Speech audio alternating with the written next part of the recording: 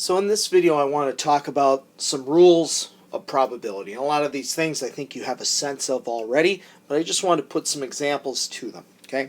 The first rule, a probability of an event must fall between 0 and 1. We've already discussed this on the first day. 0 means something will never happen. 1 means it will definitely happen. If outcomes are equally likely, the probability is equal to the number of outcomes that constitute the event A, right, whatever it is, divided by the number of all outcomes. So, what's the probability when you roll a dice that you get a 6? Okay, so you roll a dice. What's the probability?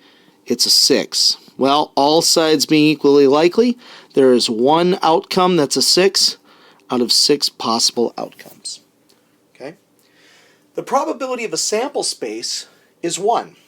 Meaning, let's say you roll that dice, and I say, well, what's the probability you got some number between 1 and 6? Well, you'd say, well, it's all of them, right? Obviously, I got a number between 1 or 6. It didn't land on an edge or a corner. So the probability of getting some number between 1 and 6 is 1. The complement of an event, meaning the thing doesn't happen, is equal to 1 minus the probability of an event. And let me just put some notation to this with our dice example. If I said, well, what's the probability that you didn't get a 6? Okay, and you designate that with the little c that kind of looks like an exponent. So this is like 6 complement. So not 6. That's how we read that. If I could maybe just make this note, this is read not get a 6. Okay? So of course you'd say, well, the probability of not getting 6 is 1 minus that probability I did get a 6. It's 5/6. Okay? And finally, if two events are disjoint, meaning they have no outcomes in common and can't occur at the same time, then the probability of A or B happening is just equal to the probability of A plus the probability of B. So this one, if I can keep with my dice example, maybe put this example here, this is like saying, what's the probability that when you rolled your dice you got a 1 or a 2?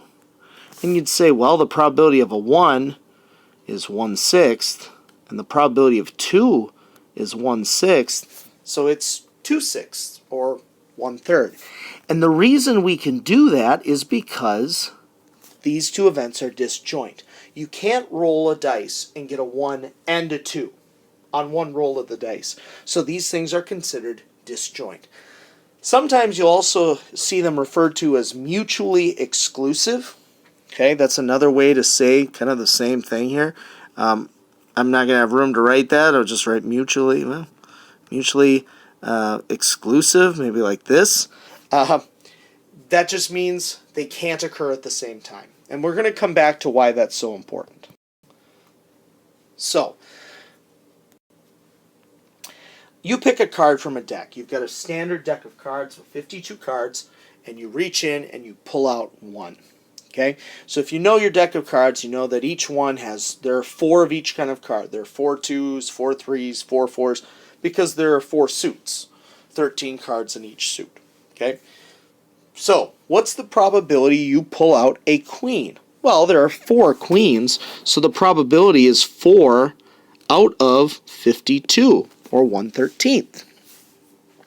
The probability you pull out a heart, well, there are 13 hearts out of the 52, so you also could reduce that to be 1/4. And finally, what's the probability that it's a queen or a heart? And this word, or, oftentimes people think, well, I know the probability of a queen was 4 out of 52, and I know the probability of a heart was 13 out of 52, so why can't I just add them? And the reason is because they're not disjoint. And there's a reason I put the Queen of Hearts over here. Okay? Because when you have this 4 out of 52, that includes the Queen of Hearts. There are 4 queens and one of them's a heart. When you come over here and you have 13 out of 52 hearts, that includes the Queen of Hearts. She is one of the hearts. So you have counted her twice. So you can work around this problem by saying, well, I can do my 4 out of 52 and my 13 out of 52 as long as I remember to subtract out the intersection. How we usually refer to that is the probability of queen and heart. Okay? So if two things are disjoint, that means that that probability of the event and the event is 0 because they can't occur at the same time. But if they can occur at the same time, we need to include them and recognize that we've counted it twice. And that's why mutually exclusive is so important for us to think about. It makes the calculation much easier if we either know that there isn't an intersection, that they don't overlap, or if they do, exactly by how many, in this case, cards. Okay, I want to do one more example. This is the probability chart of current marital status. And I say current because sometimes people will say, well, what if someone was widowed and then they remarried? Well, then they would be considered married. That's their current marital status. Okay? So, the first thing we do is you should look at this and say, all right, we have a missing one. We have divorced. So, I'm assuming that this represents the sample space, meaning that these numbers should add up to 1. So let's figure out what that is by doing 1 minus 0.353, 0.574, and 0.002, the widowed. Let's figure out what that is. Okay, I performed that calculation. It is 0.071. Okay, and again, I want to make very clear that because this is current marital status, all of these 4 things are disjoint.